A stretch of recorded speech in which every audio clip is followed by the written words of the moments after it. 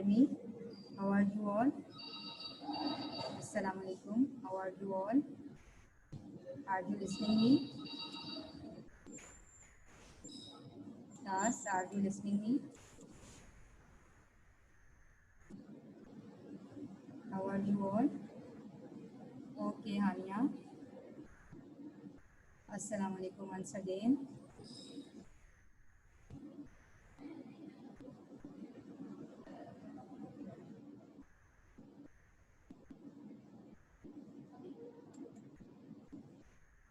Okay, beta. Today's lecture is lecture number 9, and this is the lecture number 9, and the chapter name is, as you know, the birth of the modern world. So,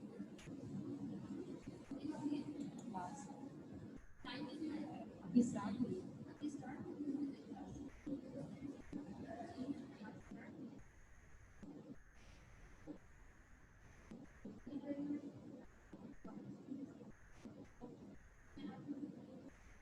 Okay.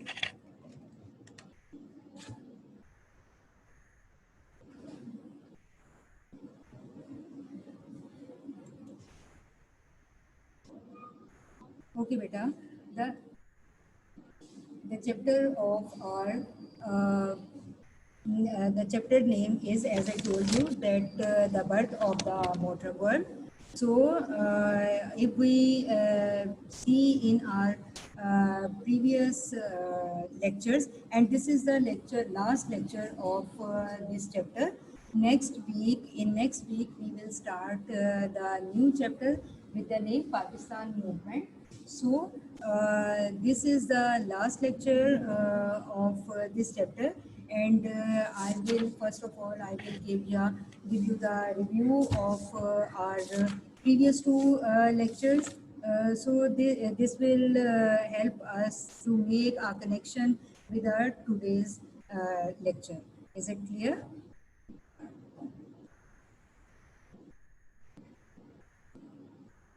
So, as I told you in my previous lectures that the Constantinople, in which was conquered by the Ottoman Muhammad conqueror in 1453, and most of the people were killed there or were imprisoned there, but some of the people were succeeded to flee from other parts of the countries, and they started to live there. They took their books with them, and they through these books the new era or the new era of European civilization was started, and this was called the books were about the which were written the Roman and Greek authors, and they took these books with them, and this era was called the European Renaissance or the rebirth of European civilization. So then we studied about the birth of the colonialism, and we studied that how Christopher Columbus discovered the America for a Spanish queen, and then we saw that Vasco da Gama discovered the new route towards the subcontinent, and through this discovery of Vasco da Gama, because of this discovery, the British came there, and British went there in subcontinent, and gradually they made their colonies in different areas, and then we saw that the civil war in the England in our previous lecture, in which the different peoples wanted and demanded to for republic countries, and they demanded the right to vote, and they gained their right to vote, and they developed a parliament. Then the decline of the older empires of the Europeans, and then after that we saw we studied about the Afghan rebirth, and we studied that Ahmad Shah Abdali unified the different tribes of the Afghanistan, and he unified them. So next we studied in our previous lecture in 1776 when the North American War started and they gained their independence. And then after that, the French Revolution we saw in 1789. And then we saw that the French Revolution was not so much succeeded like the American Revolution, and Napoleon reclaimed that he was the ruler of that region. Then after that, 1815, he was defeated by the British in the Battle of Waterloo. Then the Age of Enlightenment. And in the Age of Enlightenment, we see that we saw that about the different sayings which were followed by the different regions, like Hazrat Umar Farooq and Rousseau, who said that men are born free, but everywhere they are in the chains.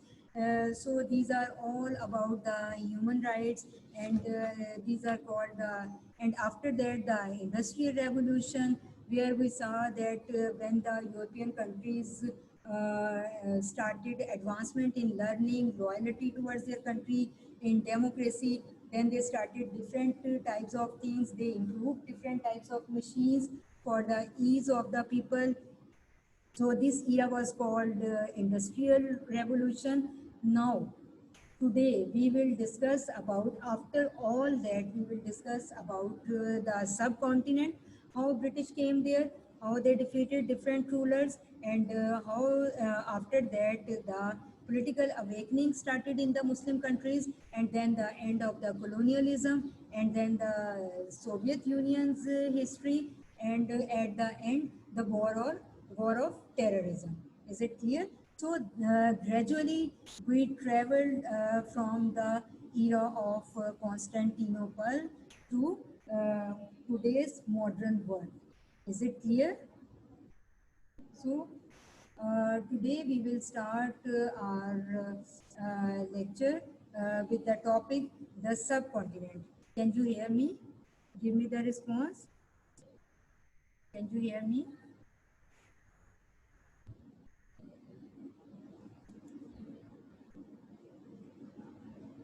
Okay, Kainat, Alishba. Okay, good. So this is the review of our previous two lectures. Beta, if you will listen my words very carefully. So if you are you have feel that this lecture, this chapter is very difficult, then if you will listen me carefully, then the lecture will be easy, the chapter will be easy for you. So these are all the main points which are included in my slide. These are all the main points of this lecture. So if you will listen carefully, then you have, it will help you to learn this chapter in easy words. So I told you the previous story of and previous events which we studied in previous two lectures, and now we will start our lecture with the heading of subcontinent. Is it clear? So subcontinent basically was the area now which is included Bangladesh, Pakistan, India, and different other areas. It is all included in the subcontinent at that time. And I told you before I start my lecture and I explain you. I told you in my previous subjects that previous lectures about the travel of British, how they came in the subcontinent, how they entered in subcontinent, what was their purposes, what were their purposes. So I explained you once again. British came through a company in the subcontinent, and this company was named East India Company. They came in subcontinent by saying that to the rulers of subcontinent that they wanted to develop company with the name of East India Company. Is it clear? They wanted to start trade between the two countries. It means between subcontinent and Britain. So they said that they wanted to start East India Company. So this was the way to entering them in the subcontinent. Is it clear? So through which they through saying that they wanted to start trade in the subcontinent, they entered in subcontinent, and gradually they overcome all over the subcontinent. They defeated the rulers of subcontinent, and they ruled over subcontinent. Is it clear? Now, in 1757, the British defeated the armies of Nawab Sirajuddaulah of Nawab Sirajuddaulah was the king of, or you can say the ruler of Bengal, ruler of Bengal, and at the Battle of Plassey. So, British first of all defeated, as I told you, they defeated all the rulers of subcontinent, all over the subcontinent, one by one. So they defeated Nawab Sirajuddaulah of Bengal at the Battle of Plassey. Then they started defeating the regional rulers of subcontinent one by one. As they defeated Nawab Sirajuddaulah, like this, they also defeated other regional rulers of subcontinent one by one, because they were strong. They were stronger than the rulers, and they made their colonies there. They invited their common persons and their journals and their different type of people which were related to every department of the government. They invited them and settled them in these colonies in subcontinent. So they were very strong in every aspect. Is it clear? Through army, through government, a vast area was under the control of British rule at that time. So they gradually and step by step defeated all the rulers of different regions of subcontinent, and their power was going to stronger day by day. So when they defeated the rulers, after that, then they started defeating the regional rulers of the subcontinent one by one. Sultan Hyder Ali, who was the ruler of Mysore.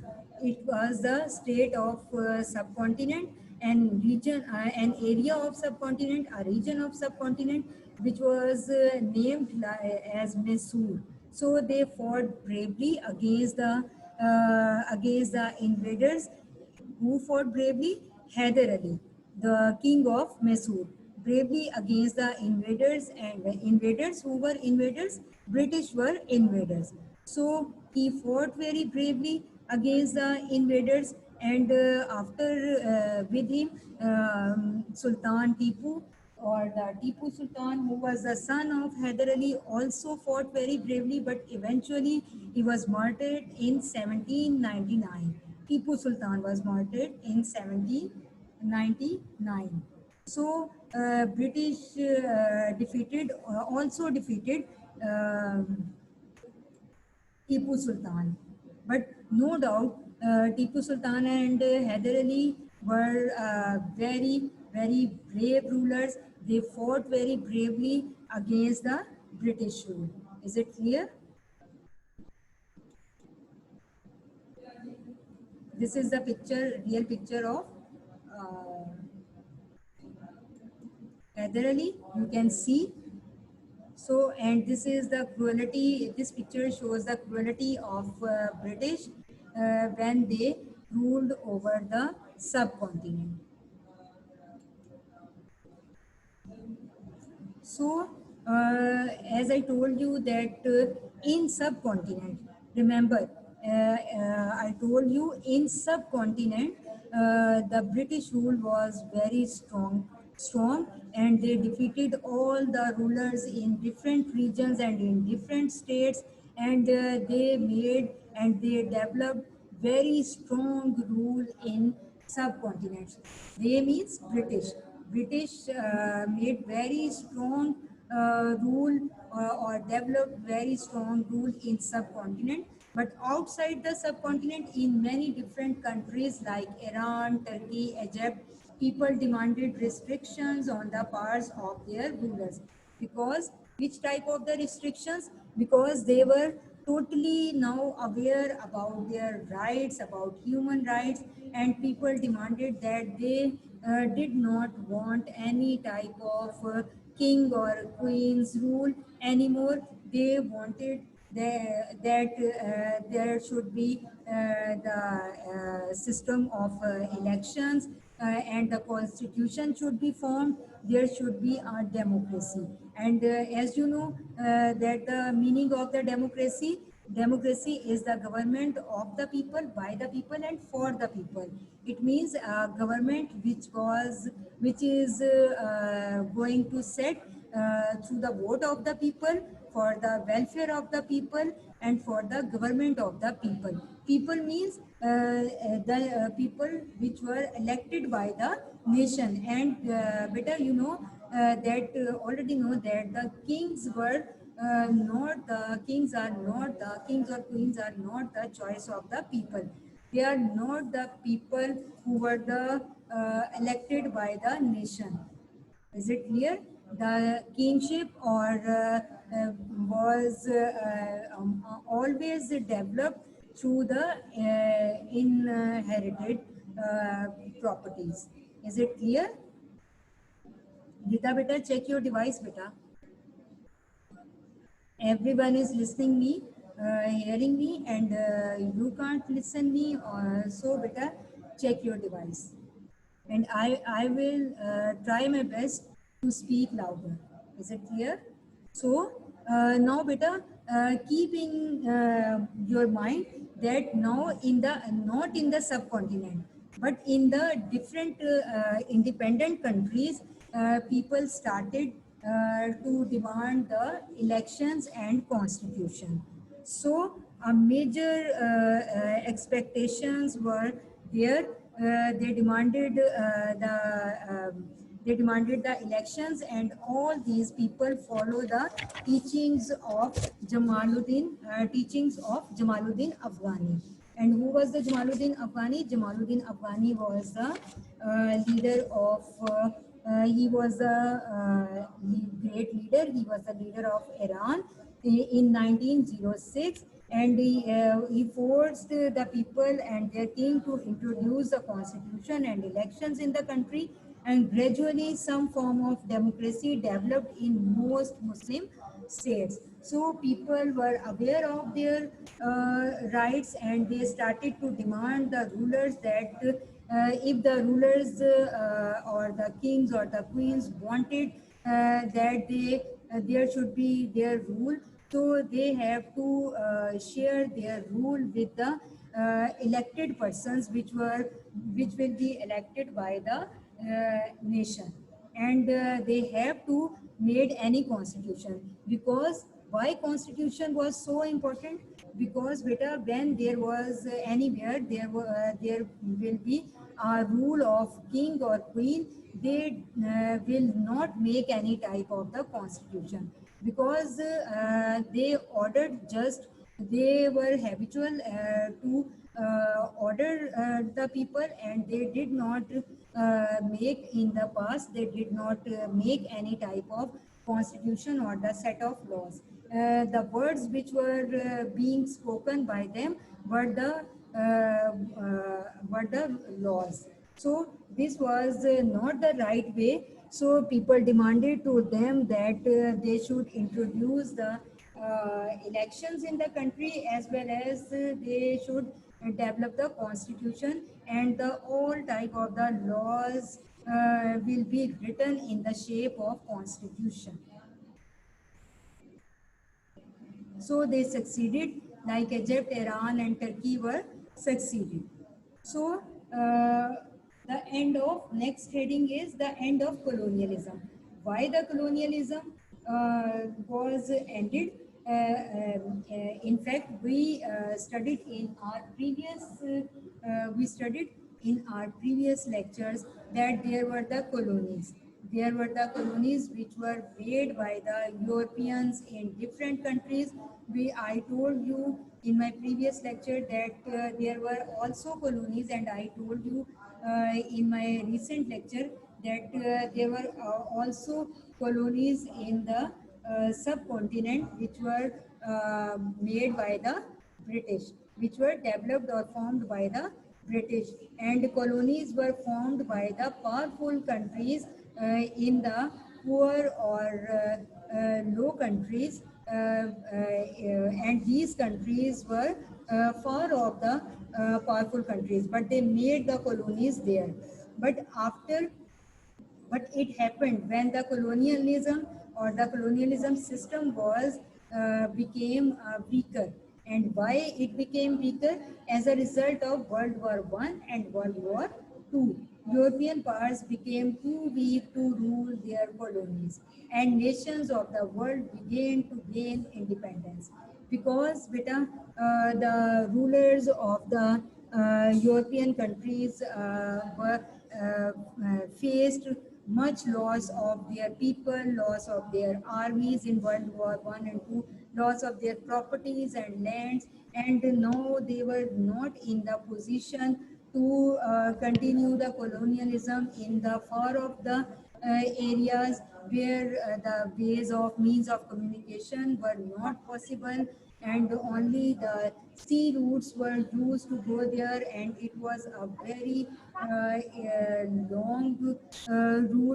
It was a very long route to go there, to go one place to another place. So they had not much resources, because they lost many type of the losses, like people, loss of land, loss of countries. So the colonialism system was became much weaker, and the nations in which these European countries developed their colonies thought that this is the best time to gain independence, to gain freedom. So they started a freedom struggle against the European countries. So the colonialism became an end.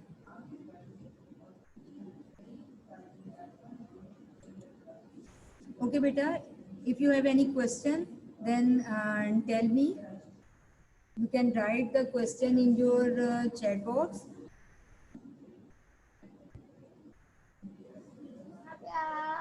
Is it clear?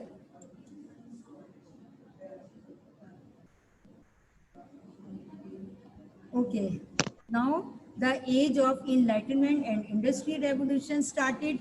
Great hopes for the future. In Europe, these hopes began to divide after the First World War, as I told you, and there was the colonialism ended, and the new trend of focusing on the dark side of the things, which became popular among the educated elite of the West. At the elite means different types of the countries when they united in any or one point, or they united on different points, so they are called elite. So they started to think about the dark side. They started to focus the dark side of the things, and in the beginning of the 20th century is sometimes identified as the culture of a new era, and it is the opposite of the age of enlightenment, which had made European nations powerful once again in the world. When they made an alliance with each other, and then the European nations once again became powerful. Now the Soviet Union means Russia. Soviet Union means the different types of the states united in one place, and under the one government. So they renamed Russia as the Soviet Union. Is it clear? So they renamed Russia the Soviet Union.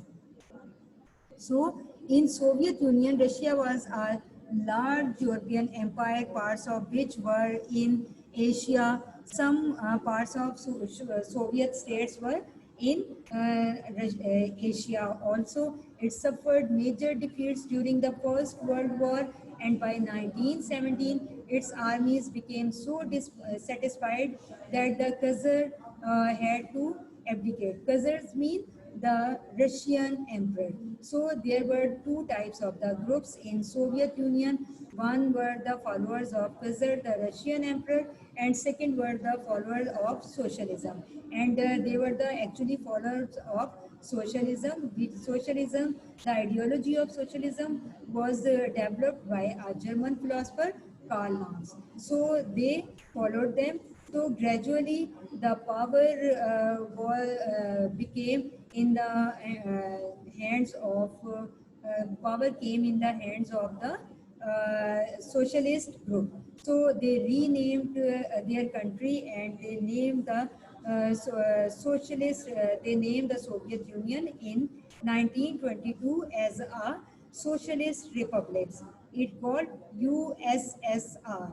USSR means United States of Soviet Russia. It means different type of the states were united in the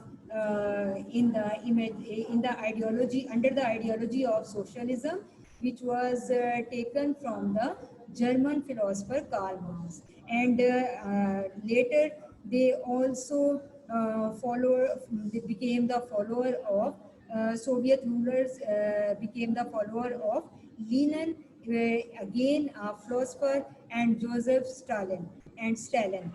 Lenin and Stalin thought that there should not be the property of any single person. If any person had any type of industry or property and any type of production, so all these things should be owned by the government. So Lenin and Joseph Stalin thought that the property should be the under the control of state, not under the control of any private person. So the Soviet Union adopted the ideology of socialism. Firstly, they adopted the ideology of German philosopher Karl Marx, and then they adopted the ideology of Lenin and Joseph Stalin.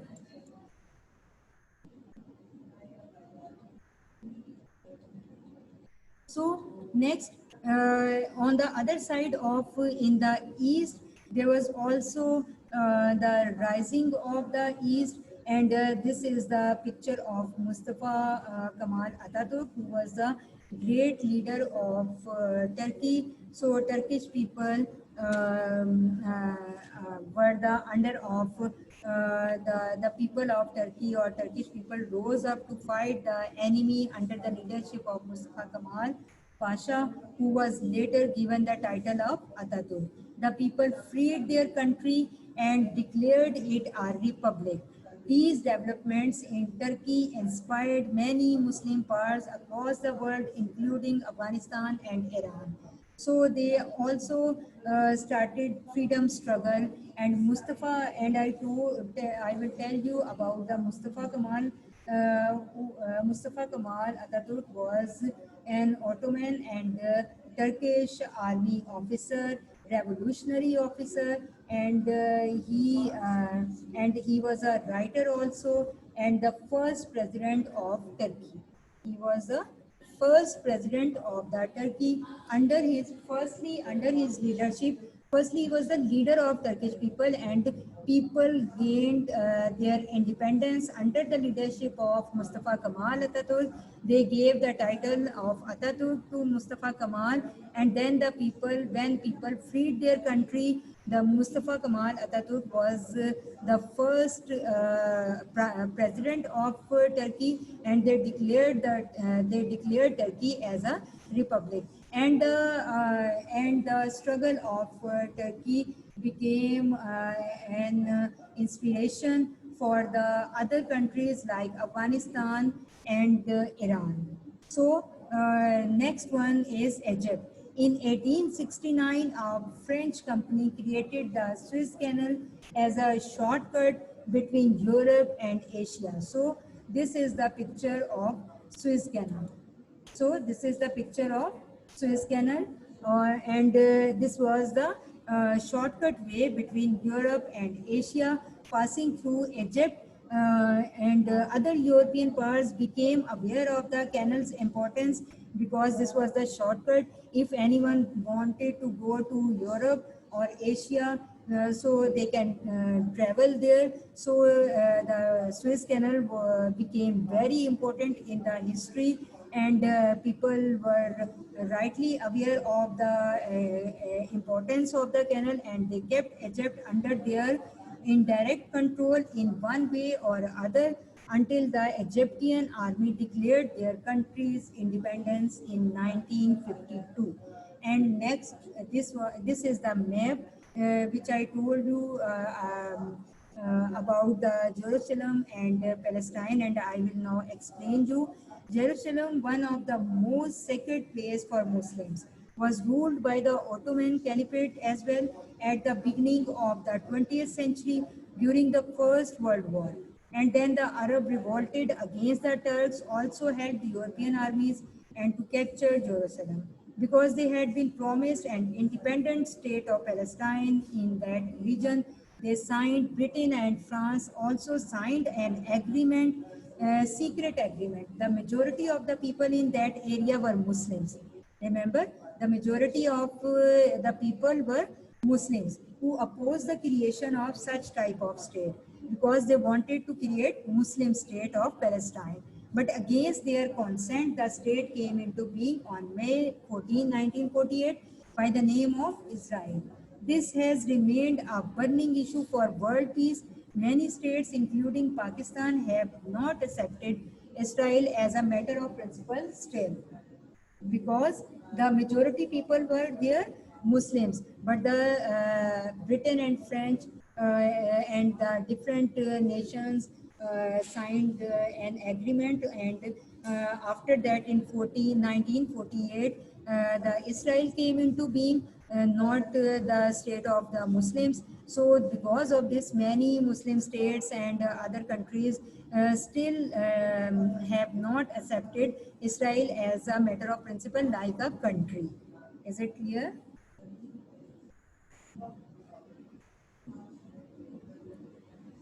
So last topic is war on terrorism. I had already discussed with you in my previous chapters war on terrorism, and I also told you about the two towers which were struck by the two planes and passenger planes in September 11, 2001.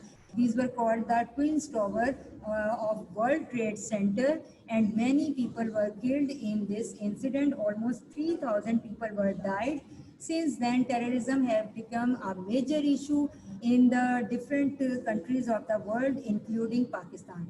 So I will tell you the story in short because time is also too short. As I told you earlier, on September 11, 2001, the Twin Towers of the World Trade Center were attacked and approximately 3,000 people were died. It was believed that the attack had been, because this is very important line, it was believed that the attack had been carried out by the Muslim terrorists who were, it was thought, it was believed, not confirmed.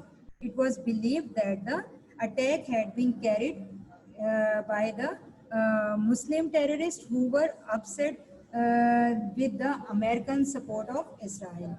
In the result, Americans started a war on terror.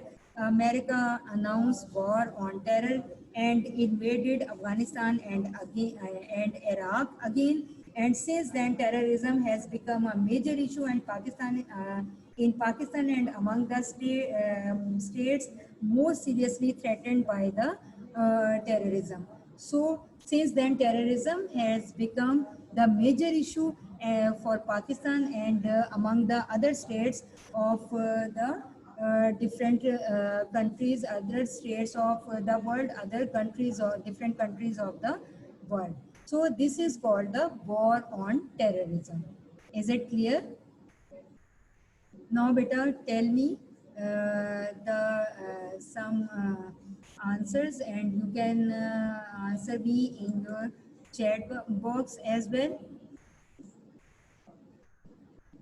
So, what is the meaning of war on terrorism? Who started the war on terrorism? Hariya beta, Alishba, Amna Maqsood, Anam Zafar. Beta, give me the answer in your chat box. Hariya, give me the answer. Which America started a war on terrorism? अब भाई ठीक तक दो है। Down beta. Write down in your chat box, beta.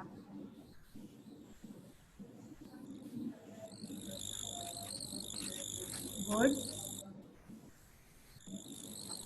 Write down in your chat box, beta.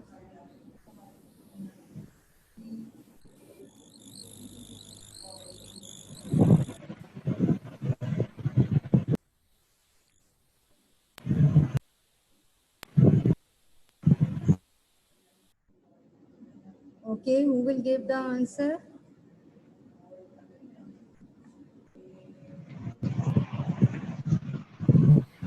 Yes. Which America started a war on terror? Write down. Beta, write down in your chat box, beta. Miss America started the war of terror. Are you listening me? I said write down in your chat box. Otherwise, I will not ask the question. Okay, well done. Well done, Abi Fatma Anam, Abdullah. Well done. Aisha Javed, good. So, next question is, who was Tipu Sultan? Write down in your chat box. Who was Tipu Sultan? And the other question is, who was Kamal Ataturk? Who was Kamal Ataturk? Yes, Sania. America started the war of terror. Well done. Very good. Aisha Javed, Asia, well done. Now, who was Kamal Ataturk? And how many people were killed in the terrorist attack? Yes, he was the son of Hyder Ali. Well done, Hania. Very good. Keep it up, beta. Keep it up. Okay. How many people were killed in the terrorist attack? Hurry up. Yes, Hania. Well done. Anam Zafar. Good. 3,000 people were killed. Yes, Sheroz. Well done. Tipu Sultan was the son of Hyder Ali. Good. Good. Very good. When did British fought Battle of Plassey? When did British fought the Battle of Plassey? Good. Sheroz, well done. Sania, Asia, Abir. Okay, very good. Well done. Hurry up, beta. This is the last question.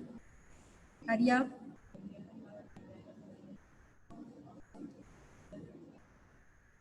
Good. Well done. Yes, Rumesa. Yes, well done. 1757. And when did First World War was fought? And how many people were killed in First World War? Hurry up, better time is too short. Well done, well done, well done. Abdullah, Hania. Yes, Hania, well done. Very good. Okay, beta. That's all for today. Yes, Kainat, beta. I'm reading all the answers. Now read this chapter very carefully. Yes, Sheroz, well done. Sheroz, Rumesa, Aisha, everyone is doing good job. Well done, Hania. Well done, Abir Fatma. So, beta, that's all for today. Take care. Allah Hafiz.